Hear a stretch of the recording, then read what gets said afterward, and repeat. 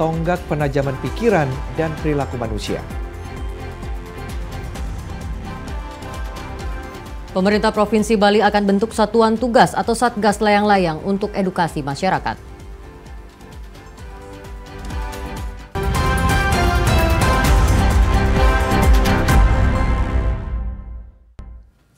Om Swastiastu. Saudara, dua topik utama tadi dan sejumlah informasi penting dan menarik lainnya telah kami siapkan dalam Bali hari ini selama 60 menit ke depan. Kali ini bersama saya Dede Setiadi. Dan saya Ade Yulia, inilah Bali hari ini selengkapnya.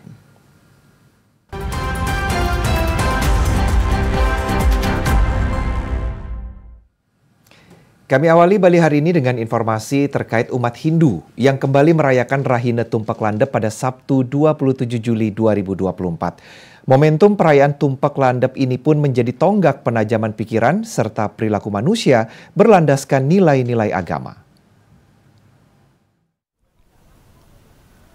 Perayaan Tumpak Landep dirayakan setiap 210 hari sekali atau 6 bulan sekali berdasarkan sistem penanggalan Bali.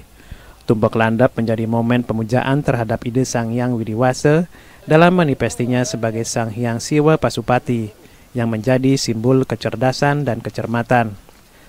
Selain itu, Tumpak Landep juga memiliki arti sebagai tonggak introspeksi diri untuk memperbaiki karakter dan perilaku sesuai ajaran agama. Sejumlah instansi pada Sabtu pagi merayakan upacara Tumpak Landep seperti di Denpom 93 Udayana dan LPP TPRI Bali.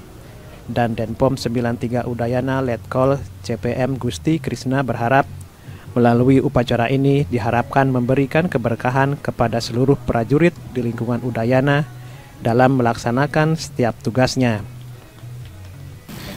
Harapannya untuk skala kita dapat melaksanakan tugas untuk armadanya secara niskala, jadi mengupacarai kendaraan-kendaraan ini karena bertepatan dengan Hari Tumpak Landep, di mana upacara ini merupakan salah satu rangkaian dari pembersihan kendaraan, artinya menyucikan kendaraan supaya hal-hal negatif, aura-aura negatif pada saat kita melaksanakan tugas itu tidak terjadi.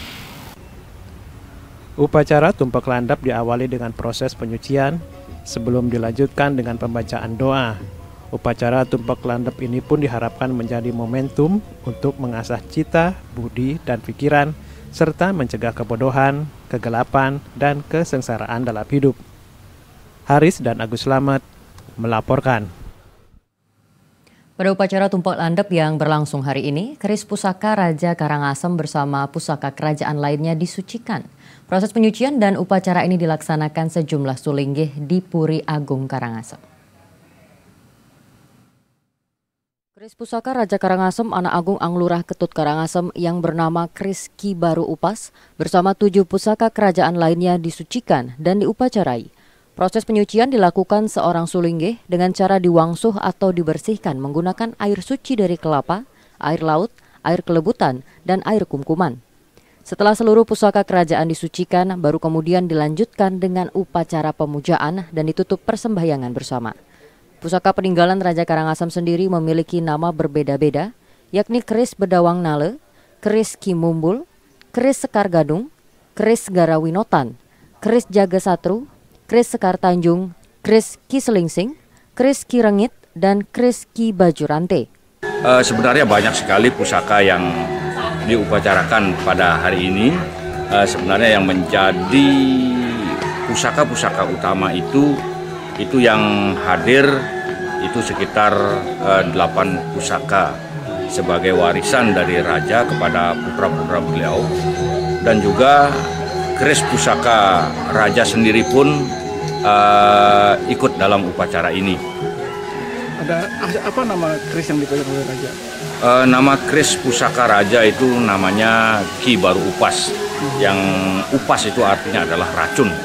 Jadi ya ini memang merupakan senjata utama.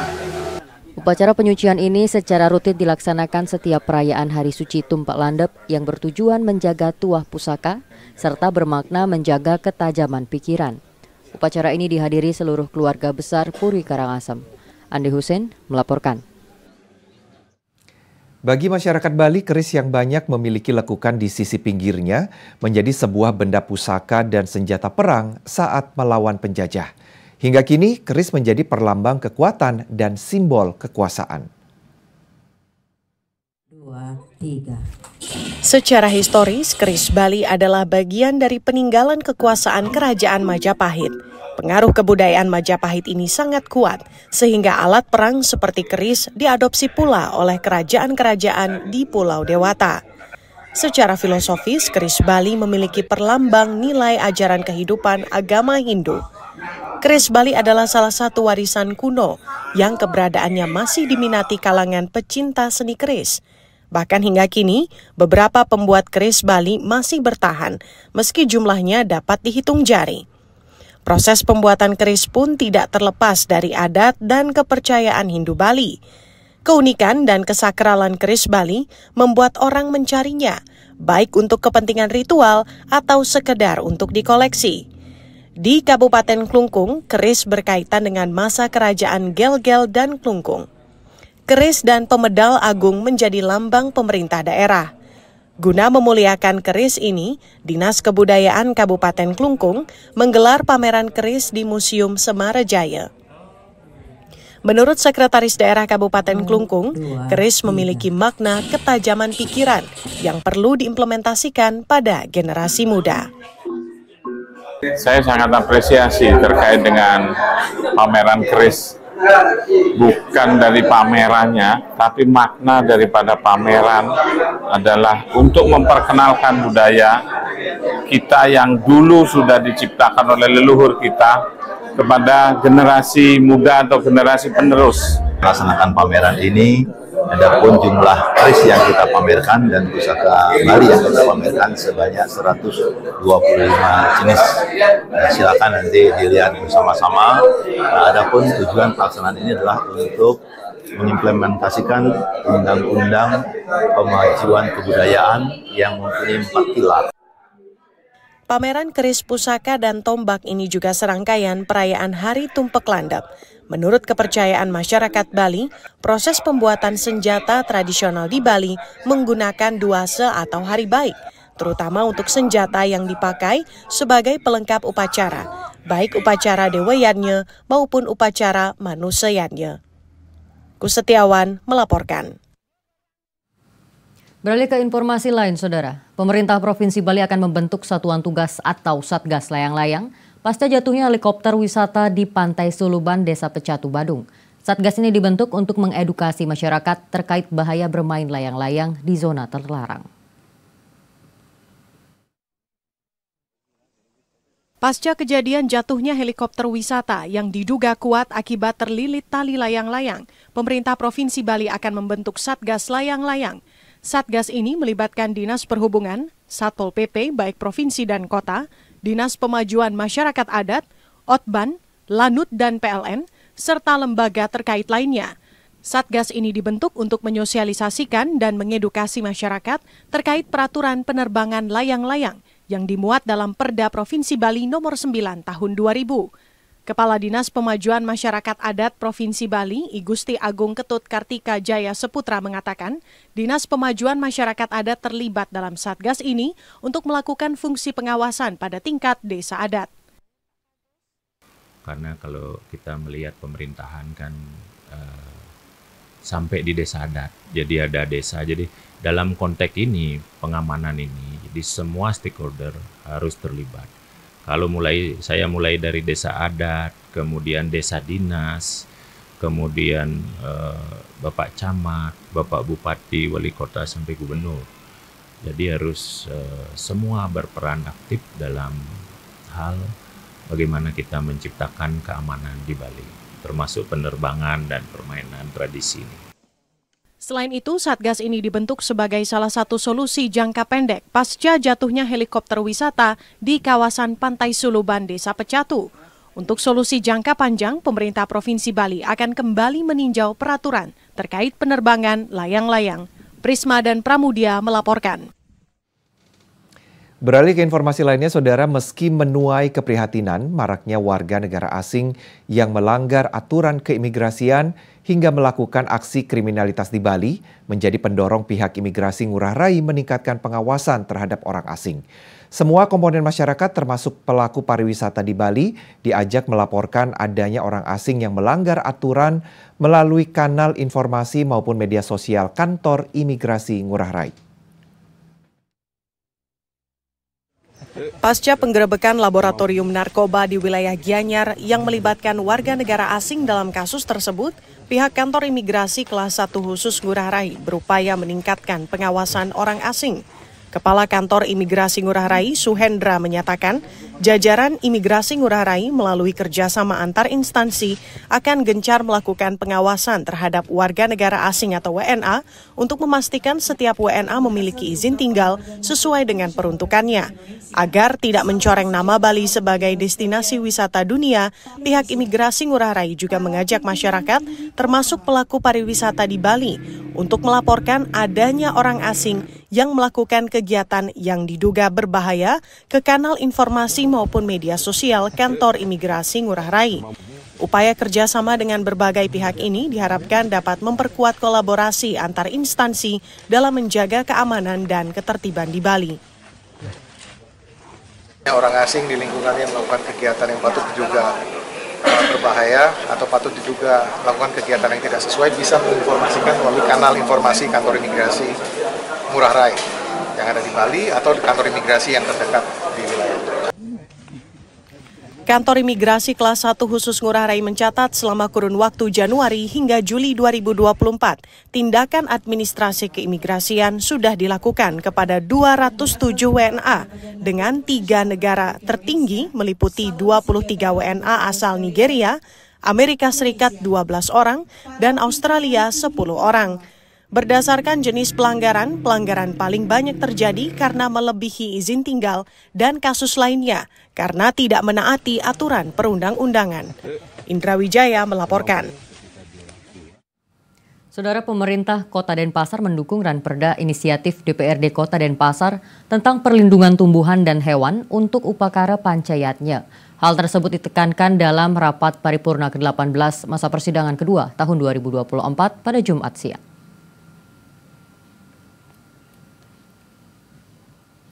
Wakil Wali Kota Denpasar IKD Agus Arya Wibawa menyebutkan tumbuhan dan satwa berfungsi sebagai sumber kehidupan dan sebagai sarana upacara yatnya bagi kehidupan masyarakat Bali. Untuk itu pemanfaatan tumbuhan dan satwa untuk upacara yatnya perlu dilaksanakan secara terukur dan berkesinambungan. Sehingga diperlukan aturan tertulis sebagai payung hukum yang mengatur tentang perlindungan dan pemanfaatan tumbuhan dan satwa bagi lingkungan dan masyarakat adat Bali untuk kepentingan sarana Pulokerti.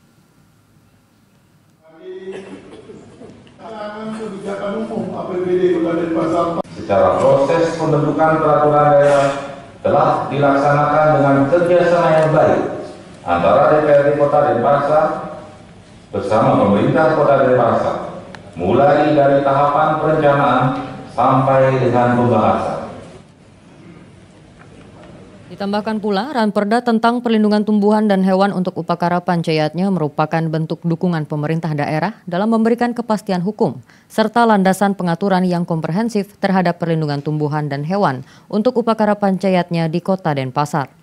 Pembentukan peraturan daerah ini juga telah memenuhi aspek legalitas formal pembentukan peraturan perundang-undangan yang berpedoman pada ketentuan dalam Undang-Undang Nomor 12 Tahun 2011 tentang pembentukan peraturan perundang-undangan.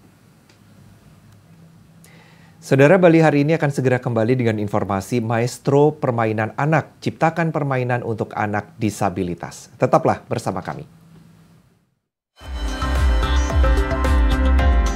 TVRI Bali, media pemersatu bangsa.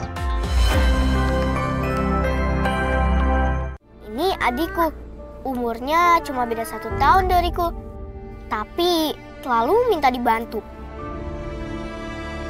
Ternyata adik stunting, gagal tumbuh, gagal berkembang, dan juga sakit-sakitan. Andai ada yang bisa kulakukan. Jaga anak-anak kita, jangan sampai tumbang. Pantau tumbuh kembang anak, cegah stunting sejak dini.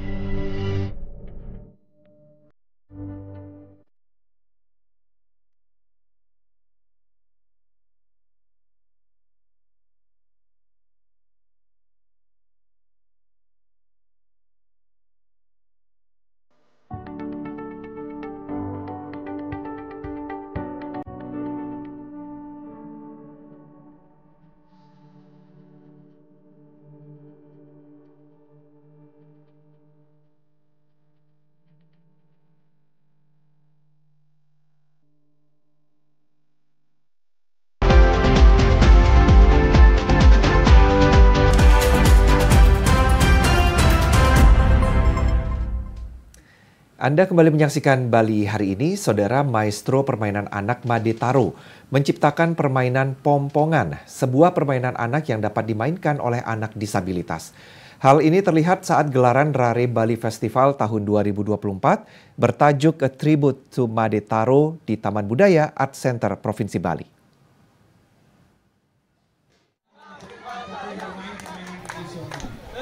Pengasuh Sanggar Kukuruyuk yang juga putra tertua Made Taro, Igede Tarmade mengatakan permainan adalah bersifat universal atau dapat dimainkan siapa saja. Namun, pompongan adalah permainan baru yang diciptakan Made Taro untuk kalangan disabilitas. Karena menurut Made Taro, tidak adil rasanya jika permainan anak hanya dilakukan oleh anak-anak normal, namun anak disabilitas tidak dapat ikut bermain. Pompongan sendiri adalah buah kelapa yang berlubang akibat dimakan tupai. Dalam permainan ini ada pesan yang ingin disampaikan, yakni buah kelapa itu mempersembahkan dirinya untuk kehidupan makhluk yang lain. Hal ini berarti anak disabilitas juga memiliki hak yang sama untuk bersenang-senang menikmati sebuah permainan. Jadi semua itu dipersembahkan karena kosong untuk alam. Nah inilah juga dengan permainan itu juga kita persembahkan kepada semua kalangan, termasuk anak-anak yang disabilitas.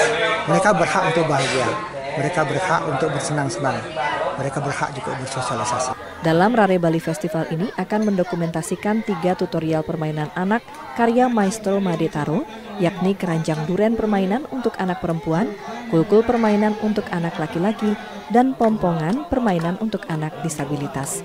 Sugiarto melaporkan. Menumbuhkan minat baca perlu dilakukan sejak usia dini. Minat baca di kalangan usia dini tersebut harus didukung dengan ketersediaan literasi yang lengkap dan beragam. Buku tidak hanya sekedar benda fisik, karena di setiap halamannya diisi dengan kata-kata, cerita, maupun ide. Buku dapat menjadi pintu gerbang menuju pengetahuan yang luas dan petualangan yang tidak terhingga. Jika buku tersedia dan mudah diakses, maka pastinya tingkat literasi masyarakat juga akan meningkat. Hal ini yang mendasari bazar buku yang digelar di Kuta Badung. Tidak hanya menjadi surga literasi bagi penggemar buku dari segala usia, namun dari ribuan buku yang digelar, dinilai akan menumbuhkan minat baca serta dinilai dapat membentuk karakter bangsa yang lebih berwawasan, cerdas, dan bijaksana. Salah satu anggota pameran buku, Andri Suharyono, mengatakan, bazar buku diharapkan dapat menjadi baca buku sebagai gaya hidup seseorang. Buku yang dihadirkan sangat beragam, baik lokal, nasional, maupun internasional. Buku yang kami bawa itu buku dari semua genre, jadi dari buku anak-anak sampai dengan buku orang dewasa.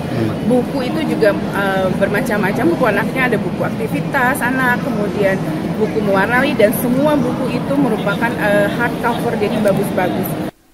Sejumlah pengunjung mengaku senang karena bazar ini menyiapkan buku yang cukup lengkap. Menurut mereka, penggemar buku sangat dimanjakan ragam judul buku yang disiapkan. Cerita-cerita apa saja yang dipilih? Banyak banget sih, beragam dari mulai anak-anak sampai remaja. Ini sebenarnya keinginannya sudah cukup lama nggak mendapatkan buku ini? Enggak sih, baru ada beberapa yang baru. Dulu pas di Jakarta kita biasa datang, cuma kan di Bali baru pertama, jadi ya lumayan lah Pak. Murah banget sih Pak, kalau di sini kan diskonnya besar banget. Bazar buku ini direncanakan digelar hingga bulan Agustus mendatang. Koleksi buku terbaru menjadi hal yang akan dicari pembaca, baik buku anak, cerita fiksi dan non-fiksi. Selama bazar telah disiapkan 800.000 eksemplar buku. Haris dan Agus Slamet melaporkan. Kita beralih ke sorotan lainnya, saudara. Sebagai makanan yang manis dan lembut, puding memang selalu enak untuk disantap kapan saja. Tidak heran jika puding ini disukai banyak kalangan dan menghasilkan keuntungan besar bagi pelaku usaha kafe puding.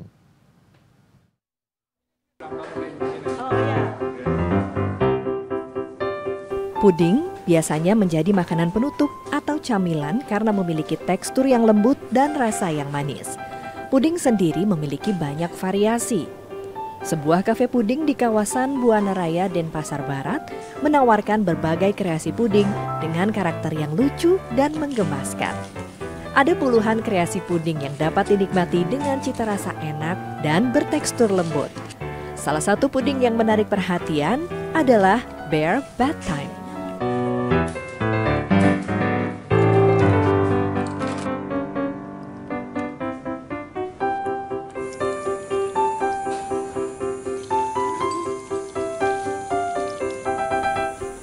Sekilas, makanan penutup ini seperti mainan anak-anak, berupa boneka beruang yang mandi di bathtub. Namun siapa sangka jika boneka tersebut adalah puding dengan shower susu coklat. Kreativitas ini merupakan cara pengelola kafe puding dalam menyajikan menu yang kini menjadi favorit pengunjung.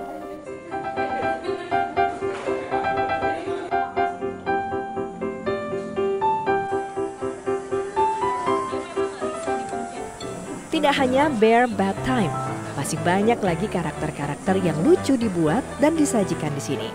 Maka tidak heran jika penjualan puding karakter ini terbilang laris. Bahkan dalam sehari, rata-rata sebanyak 300 item puding yang laku terjual. Yang saya lihat di sini unik, kayak buah-buahan itu, kayak boneka itu saya lihat harus unik. Udah ke sekian kali sih, biasanya Gojek itu atau pesan buat ulang tahun. Ini aku pesan yang Jiggly yang terbaru yang lagi viral di TikTok. Menurut aku dengan harga segitu, dengan bentuk yang lucu gini sih worth it sih.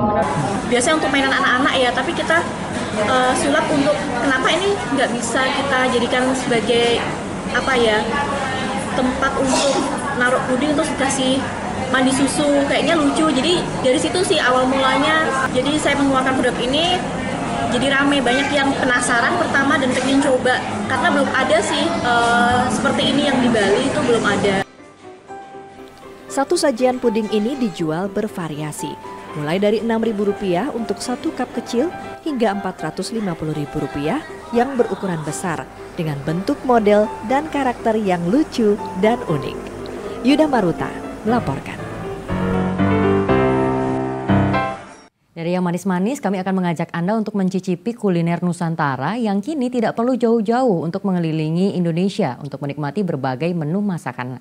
Dan yang ini ada di Bali, banyak bermunculan juga kuliner dari berbagai daerah. Salah satunya adalah makanan khas dari Kalimantan Barat, yakni bakmi kepiting Pontianak. Bagi Anda yang gemar dengan menjelajahi rasa Nusantara, salah satunya cita rasa khas Pontianak kini ada di Bali. Salah satu makanan khas dari Kalimantan Barat, yakni bakmi kepiting, dapat menjadi pilihan bagi Anda yang ingin mencicipi kelezatan mie dan kepiting.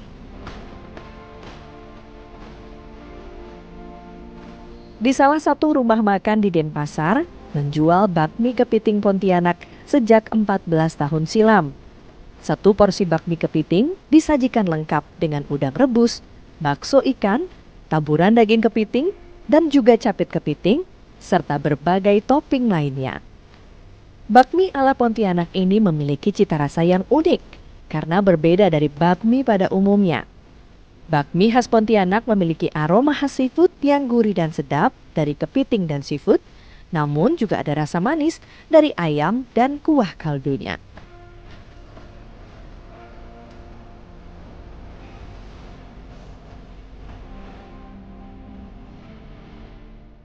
Kita di Kalimantan orientasinya seafood. Nah, jadi kita mayoritas pakai seafood sama ayam. Kita punya cita rasa yang khas dari Kalimantan, Pontianak khususnya, dengan taste yang berbeda. Pasti lebih wangi, ya gurih. Ciri khas cara masaknya berbeda dan racikannya berbeda. Jadi ada racikan khusus yang turun-temurun di dalam. Agar lebih sedap, bakmi ini juga dapat dinikmati dengan menambahkan sambal, kecap, dan juga cuka. Sementara itu, untuk menjaga cita rasa khas Pontianak, menurut pemilik rumah makan, Robert, makanannya menggunakan bahan-bahan dari Pontianak. Ia juga berusaha mempertahankan cita rasa turun-temurun dari keluarganya. Selain itu, beberapa bahan seperti kepiting dan bahan laut lainnya didapatkan dari Bali agar tetap menjaga kualitas dan kesegarannya. Selain bakmi kepiting, Robert juga menjual menu lainnya seperti bakmi ayam, kue tiaw, hingga mie lebar. Semua mie ini merupakan buatan rumahan. Kuliner ini dijual dengan harga Rp25 hingga Rp40.000 per porsi tergantung jenis bakminya. Kedepannya, ia juga berencana berinovasi membuat menu baru lainnya. Prisma Pramudia melaporkan. Tidak hanya bakmi kepiting, saudara, Anda juga wajib untuk dapat mencoba satu menu khususnya bagi Anda pecinta kopi. Ada satu menu yang patut Anda coba, yaitu kopi butter yang menawarkan rasa pahit kopi berpadu dengan gurihnya butter yang banyak diminati anak-anak muda. Reporter Galuh Praba dan juru kamera Nyoman Bude akan mengajak Anda berkunjung ke sebuah kedai kopi yang menawarkan menu satu ini. Pemirsa, sudah pernahkah coba yang namanya kopi butter? Nah, kalau belum, saya mau ajak Anda untuk pergi ke sebuah kedai kopi butter yang ada di area Denpasar. Seperti apa sih rasanya kopi yang berpadu dengan butter ini? Yuk, langsung aja kita masuk ke dalam.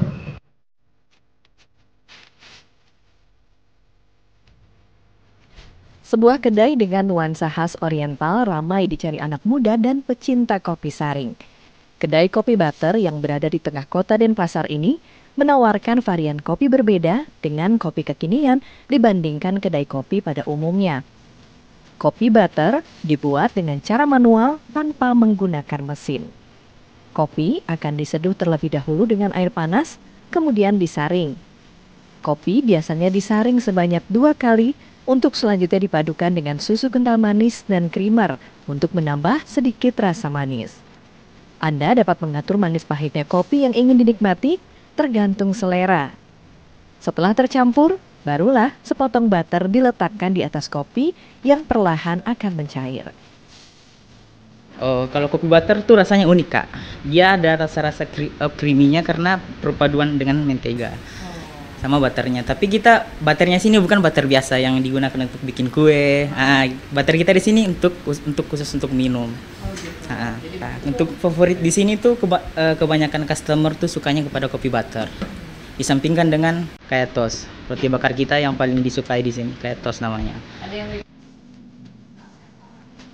Meski tidak terlalu luas, kedai kopi ini tidak pernah sepi pengunjung. Salah seorang pengunjung kedai, Dayu Diah, mengaku sering datang ke tempat ini karena menyukai pilihan minuman yang disediakan. Udah lama. Soalnya lucu tempatnya, kecil, nggak terlalu rame. Kopinya enak juga. Biasanya pesan apa? Biasanya pesen kopi openg sama roti bakar. Kalau kopi butter sendiri udah pernah nyoba? Kopi butternya udah pernah nyoba sih. Cuman karena preferensiku lebih ke kopi pahit, jadinya lebih suka pesen kopi openg. Selain kopi butter, kedai ini juga menyediakan kudapan pendamping seperti roti panggang Srikaya yang sangat cocok diminum bersama kopi butter. Tidak perlu merogoh kocek dalam untuk menikmati kopi satu ini. Dengan Rp30.000, Anda sudah dapat menikmati secangkir kopi butter dengan roti panggang.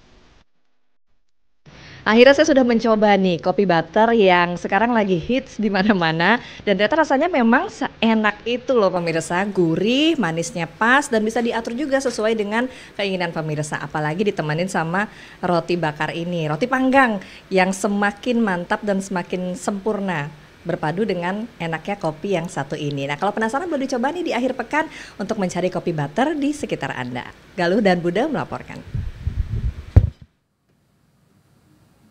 Saudara, KPU Denpasar sosialisasikan kampanye tanpa baliho. Informasi selengkapnya kami hadirkan sesaat lagi, tetaplah di Bali hari ini. TVRI Bali, media pemersatu bangsa.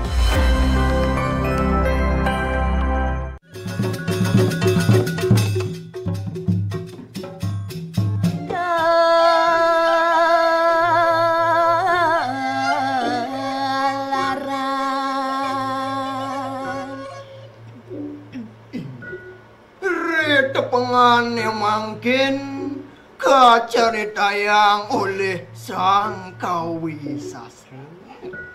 Isang manung kolen mana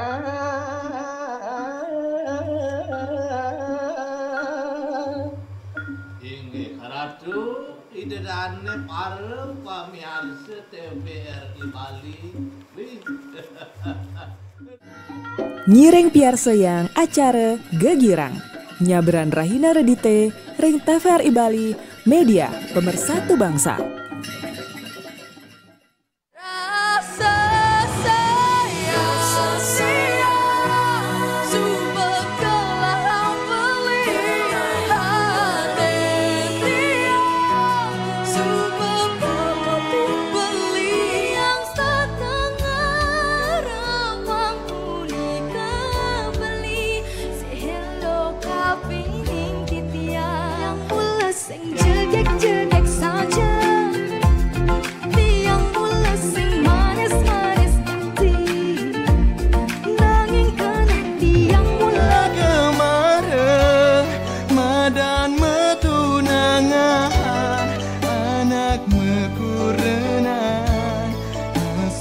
Saksikan Bintang Pop Bali Remaja babak semifinal 1 Sabtu 27 Juli 2024. Hanya di TVRI Bali, Media Pemersatu Bangsa.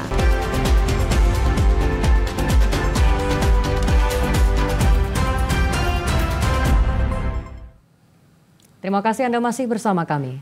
Saudara, Komisi Pemilihan Umum Kota Denpasar mulai melakukan sosialisasi awal terkait program Green Election atau kampanye tanpa baliho di Kota Denpasar. Dengan Green Election, penyampaian visi dan misi paslon dapat dilakukan melalui media mainstream seperti televisi. Ketua KPU Kota Denpasar, Dewa Ayu Sekar Anggraeni mengatakan, setelah penetapan pasangan calon wali kota dan wakil wali kota pada 22 September 2024 mendatang, kampanye 60 hari ke depannya akan menerapkan Green Election atau kampanye tanpa baliho. Pihaknya juga akan berkoordinasi dengan pasangan calon dan tim kampanye untuk mendukung Green Election ini. Ia menyebutkan hal ini sudah pernah diterapkan dalam Pilwali pada tahun 2020 lalu dan berjalan dengan lancar. Terlebih menurutnya di 4 kecamatan di Kota Denpasar juga sudah ada videotron yang dapat menjadi media untuk para paslon menyampaikan visi dan misi mereka sebagai calon pemimpin. Selain itu pihaknya juga akan bekerja sama dengan Diskominfo Kota Denpasar untuk menayangkan visi dan misi paslon melalui televisi dan tempat umum seperti bank hingga pasar tradisional.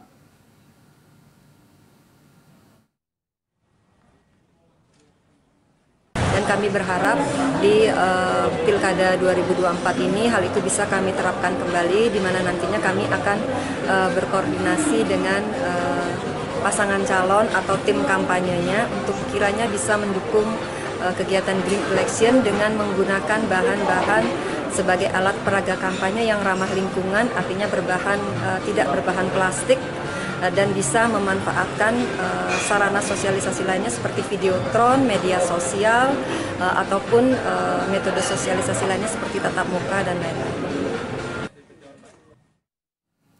Sementara itu untuk data pemilih di Kota Denpasar, Dewa Ayu Sekar Anggraeni menjelaskan dari proses pencoklitan yang dilakukan, terdapat sebanyak 510.000 lebih daftar pemilih tetap dengan jumlah TPS 1.001 tempat yang tersebar di 43 desa dan kelurahan sekota Denpasar.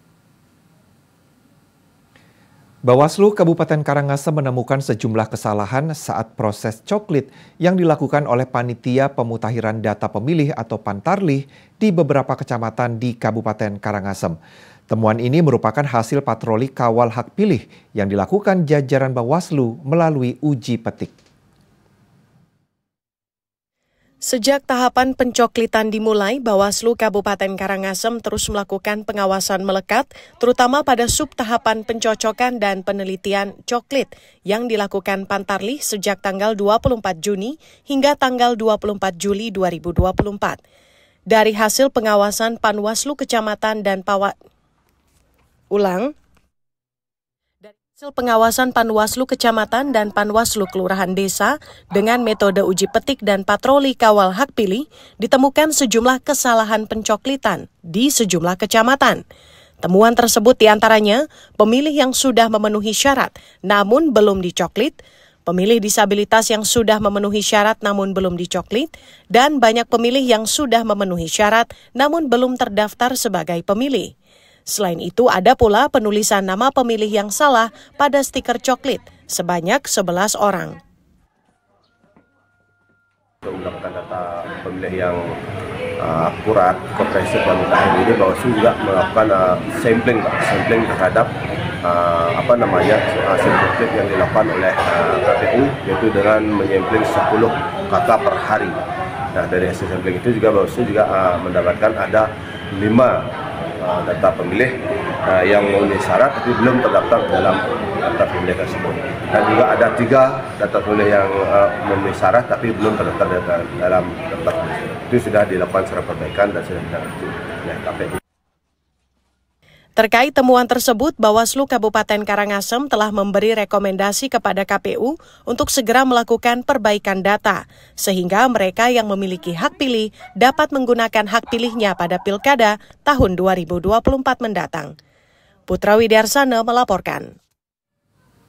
Saudara, Badan Pengawas Pemilu Kabupaten Buleleng menemukan beragam pelanggaran serta proses yang tidak sesuai dengan aturan dalam tahapan pencocokan dan penelitian atau coklit daftar pemilih untuk Pilkada 2024. 56 saran perbaikan juga sudah disampaikan lembaga pengawas pemilu tersebut kepada KPU. Coklit daftar pemilih untuk Pilkada 2024 telah digelar sejak 24 Juni hingga 24 Juli 2024. Selama prosesnya, Bawaslu Kabupaten Buleleng melakukan upaya pencegahan serta pengawasan secara melekat melalui uji petik dan strategi lainnya guna memastikan seluruh warga terdaftar sebagai pemilih. Dari hasil pengawasan tersebut, Bawaslu menemukan ketidaktaatan prosedur proses coklit. Ketidaksesuaian tersebut diantaranya pantarlih yang tidak menempelkan stiker di rumah warga yang sudah dicoklit, tidak dilakukan penandaan disabilitas, hingga pemilih yang sudah memenuhi syarat namun belum didaftarkan sebagai pemilih. Ketua Bawaslu Kabupaten Buleleng, IKD Carnewirata mengatakan, atas temuan-temuan tersebut, Bawaslu Kabupaten Buleleng telah memberikan 56 saran perbaikan kepada KPU Kabupaten Buleleng. Tentunya dari temuan-temuan yang sudah kita berikan saran perbaikan kepada jajaran KPU, kita di pengawas pemilu tidak berhenti sampai di sana, karena proses pemutakhiran data pemilih ini masih berlanjut sampai dengan bulan November. Jadi nanti akan dilakukan penyusunan DPS. Kita juga akan pastikan nanti DPS yang disusun itu juga akan kita lihat, kita akan pastikan di bawah bahwa orang-orang yang ada di dalam DPS dan akan menjadi DPT nanti adalah orang-orang yang benar-benar memiliki hak pilih. Meski coklit telah usai, tahapan pemutakhiran data dan penyusunan daftar pemilih masih berlanjut.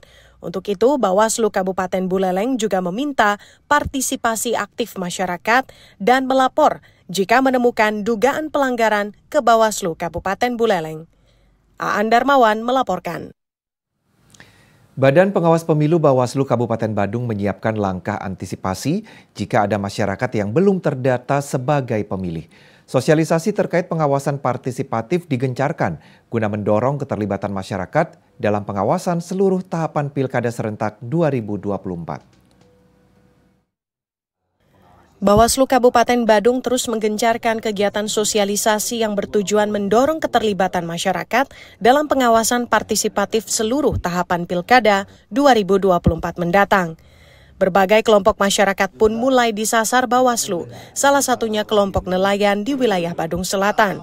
Kendati proses coklit data pemilih telah berakhir pada Coklit data pemilih telah berakhir pada 24 Juli 2024 lalu, namun Bawaslu Kabupaten Badung tetap mengajak masyarakat, terutama para nelayan, untuk memastikan diri dan keluarganya sudah terdata sebagai pemilih. Dengan kesadaran dan semangat partisipasi warga yang sudah memiliki hak pilih namun belum terdata, diminta segera melapor ke kantor Bawaslu Kabupaten Badung maupun kantor Panwascam yang ada di seluruh kecamatan. Jadi kami mengharap semua kelompok nelayan beserta keluarganya yang sudah punya hak pilih dipastikan terdaftar sebagai pemilih. Kedua, bila mana ada warga atau anggota keluarganya yang tidak didata, itu segera melaporkan ke Bawaslu, baik di tingkat kecamatan maupun ke Bawaslu Kabupaten Badung. Berdasarkan hasil pengawasan melekat dan uji petik terhadap proses coklit yang dilakukan Pantarlih, Bawaslu telah mengidentifikasi sejumlah temuan penting dan saran perbaikan yang perlu ditindaklanjuti KPU Kabupaten Badung. Temuan tersebut meliputi masih adanya pemilih baru yang tidak dicoklit, stiker coklit yang tidak ditempel, kesalahan dan kekurangan penulisan pada stiker coklit, hingga kesalahan penempelan stiker coklit di tiang listrik. Sementara itu, dari hasil patroli pengawasan kawal hak pilih, Bawaslu Kabupaten Badung menemukan 11 pemilih disabilitas, yang mana 10 orang telah terdaftar, namun 1 orang belum melakukan perekaman KTP elektronik dan belum terdaftar. Indra Wijaya melaporkan. Selama proses pemutahiran data pemilih Pilkada serentak 2024 di Kabupaten Bangli, Bawaslu Kabupaten Bangli beserta jajaran pengawas tingkat kecamatan dan desa melakukan pengawasan ketat. Hal ini dilakukan guna memastikan kebenaran dan kelancaran proses pemutahiran data pemilih. Saat ini proses pemutakhiran data pemilih di Kabupaten Bangli memasuki tahapan penyusunan daftar pemilih sementara atau DPS. Untuk memastikan kebenaran dan kelancaran jalannya proses tersebut, Bawaslu Kabupaten Bangli memastikan akan melakukan pengawasan melekat. Terlebih, Koordinator Divisi Hukum Pencegahan Partisipasi Masyarakat dan Humas KPU Kabupaten Bangli, Putu Gede Pertama Pujawan mengatakan, masih ada kemungkinan tercecernya sejumlah pemilih. Nantinya Bawaslu akan melakukan penyisiran dan mengecek kembali serta menyesuaikan data yang sudah dimutakhirkan. Selain itu, pihaknya juga menyoroti terkait adanya sejumlah kemungkinan seperti penyalahgunaan data yang berpotensi terjadi dan perlu diantisipasi. Yang namanya perubahan-perubahan terhadap data penduduk merupakan salah satu bentuk bahaya laten yang setiap tahapan pemilu itu selalu bermasalah. Nah, kami ingin cek nanti seperti apa data hasil pemutakhiran yang akan disampaikan oleh jajaran KPU. Tidak hanya itu, Bawaslu Kabupaten Bangli juga turut menyoroti banyaknya pemilih yang kini dinyatakan meninggal dunia, berpindah domisili hingga beralih status. Melalui pengawasan melekat, Bawaslu berharap dapat mencegah adanya ketidaksesuaian data, pemilih yang tercecer, pemilih ganda atau pendaftar yang tidak sah. Ibu Turatna melaporkan. Sementara itu, dalam upaya memastikan seluruh warga di Kabupaten Jembrane terdata sebagai pemilih, Bawaslu Kabupaten Jembrane melakukan pengawasan melekat tahapan pencoklitan yang dilakukan oleh KPU Kabupaten Jembrane. Bawaslu Kabupaten Jembrane telah melakukan pengawasan terhadap proses pencocokan dan penelitian atau coklit daftar pemilih yang dilakukan oleh petugas Pantarlih. Anggota Bawaslu Kabupaten Jembrane I Gusti Ngurah Agung Bagus Wirahadi mengatakan, selama proses tahapan pencoklitan yang dilakukan KPU Kabupaten Jembrane, Bawaslu telah melakukan pengawasan melekat dan uji petik dalam proses tahapan pencoklitan. Selama tahapan tersebut, pihak Bawaslu juga telah merekomendasikan ke KPU Kabupaten Jembrane untuk melakukan perbaikan di beberapa kecamatan. Kami selama subtahapan atau proses coklit dilaksanakan dari tanggal 24 Juni sampai 24 Juli, kami di Bawaslu Kabupaten Jembrane melaksanakan pengawasan melekat dan melaksanakan uji petik terhadap kerja-kerja Pantarlih selama masa coklit dilaksanakan. Dalam proses kami melaksanakan uji petik, kami mengirimkan 3 saran perbaikan masing-masing di Kecamatan Mendoyo, Kecamatan Jembrane, dan Kecamatan Melaya terkait Pantarlih tidak mendatangi langsung pemilih. Namun seluruh saran perbaikan kami sudah ditindaklanjuti oleh PPK di masing-masing kecamatan. Sementara itu, Bawaslu Kabupaten Jembrane yang melakukan pengawasan selama coklit menemukan proses yang belum berjalan secara optimal, seperti pemilih yang belum dicoklit atau belum adanya penempelan stiker tanda telah dicoklit. Iketut Jimmy melaporkan. Saudara, Majelis Desa Adat Provinsi Bali menghimbau bendesa atau klien adat di Bali untuk tidak berpolitik praktis. Hal ini penting dilakukan untuk menghindari perpecahan serta menjauhkan bendesa dan prajuru adat dari kepentingan politik. Posisi desa adat dengan bendesa atau klien adat serta prajuru adatnya dinilai memiliki pengaruh yang sangat besar di tengah masyarakat Bali. Oleh karena itu penting bagi bendesa adat maupun prajuru adatnya untuk menjauhkan diri dari kepentingan politik menjelang Pilkada serentak 27 November 2024 mendatang. Hal tersebut ditegaskan oleh Bendesa Agung Majelis Desa Adat atau MDA Provinsi Bali, Ide Panglingsir Agung Putra Sekehat, dan ia menyebutkan memang tidak ada aturan yang melarang bendesa dan prajuru adat berpolitik. Namun ia menekankan sangatlah rentan jika bendesa adat menyatakan dukungan, apalagi menjadi tim sukses salah satu pasangan calon kepala daerah. Ia menilai hal tersebut dapat berpotensi memicu terjadinya perpecahan di masyarakat dalam lingkup desa adat. Kalau jadi bendesa, ya sebaiknya ya Ratu tidak melarang ya supaya jangan salah ya.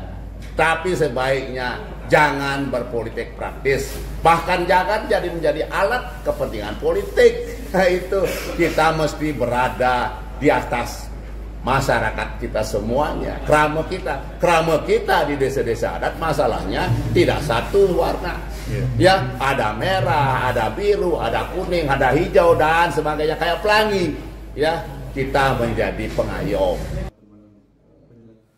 Untuk itu MDA Provinsi Bali menghimbau bendesa maupun klien adat serta prajuru adat di Bali untuk bersikap netral, namun tetap menyalurkan hak pilihnya secara luber jurdil pada pilkada mendatang.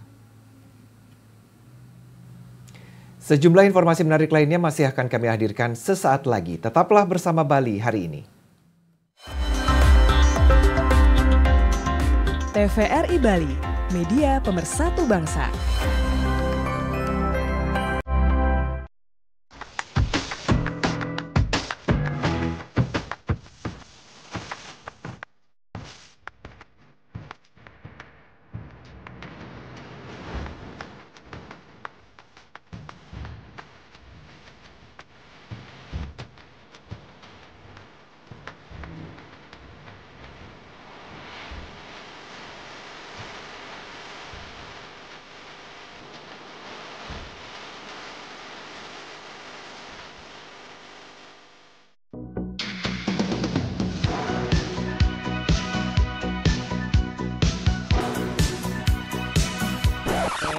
Rame banget, Dul. Iya. Tuh, ada yang olahraga. Iya.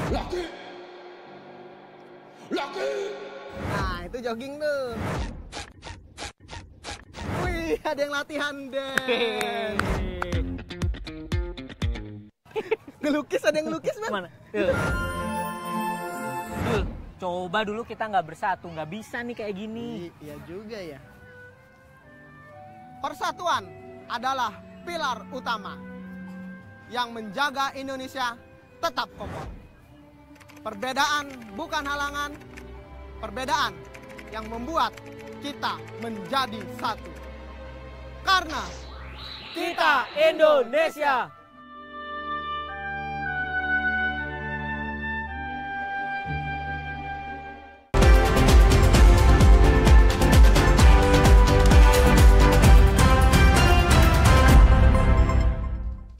Terima kasih Anda masih menyaksikan Bali hari ini. Saudara, kecelakaan lalu lintas selama operasi Patuh Agung 2024 di wilayah hukum Polres Badung meningkat. Namun demikian, Polres Badung menyatakan kualitas laka lantas menurun.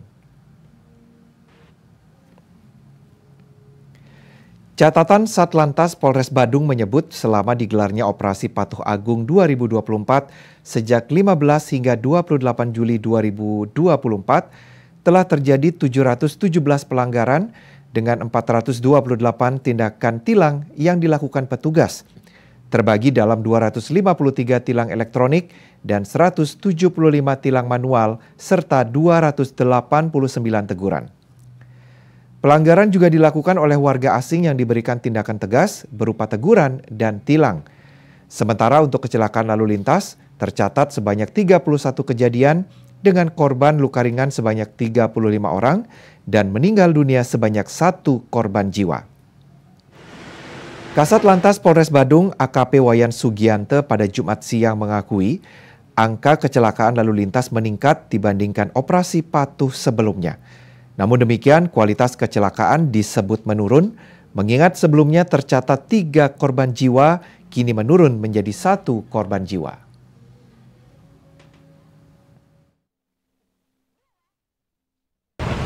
Laka lantas terjadi dalam operasi Patuh. Sedikit peningkatan dari tahun lalu, namun secara kualitas menurun. Jadi tahun lalu sedikit peningkatan untuk kualitasnya, namun secara tahun ini menurun. Jadi dari 31 itu 1 korban meninggal dunia, jadi 35 luka ringan. Satlantas Polres Badung mengimbau kepada warga untuk tetap menaati dan mematuhi peraturan lalu lintas serta menghormati pengguna jalan lain agar terciptanya keamanan, ketertiban, serta keselamatan berlalu lintas. Saudara, berikut kami hadirkan informasi perakiraan cuaca untuk tanggal 28 Juli 2024 yang akan disampaikan perakirawan BBMKG wilayah 3 Denpasar, Putu Agus Dedi Permana. Halo pemirsa TVRI, berikut perakiraan cuaca di Provinsi Bali untuk hari Minggu 28 Juli 2024, di mana cuaca secara umum diprediksi cerah berawan, terdapat potensi hujan ringan di Bali bagian tengah dan timur. Lalu, suhu udara diprediksi berkisar antara 18 hingga 30 derajat Celcius. Angin umumnya bertiup dari arah timur hingga tenggara, dan kecepatan maksimum mencapai 38 km per jam. Untuk peringatan dini perlu diwaspadai potensi peningkatan kecepatan angin dan tinggi gelombang laut yang dapat mencapai 2 meter atau lebih di Selat Bali bagian selatan, Selat Badung, Selat Lombok bagian selatan, dan Samudra Hindia Selatan Bali. Demikian informasi cuaca dari BMKG Wilayah 3. Kita kembali ke studio TVRI Bali. Terima kasih. Saudara, perakiran cuaca tadi sekaligus mengakhiri kebersamaan kita dalam Bali hari ini. Terima kasih atas perhatian dan kebersamaan Anda. Tetap saksikan TVRI Media Pemersatu Bangsa. Sampai jumpa. Om Santi Santi Santi Om.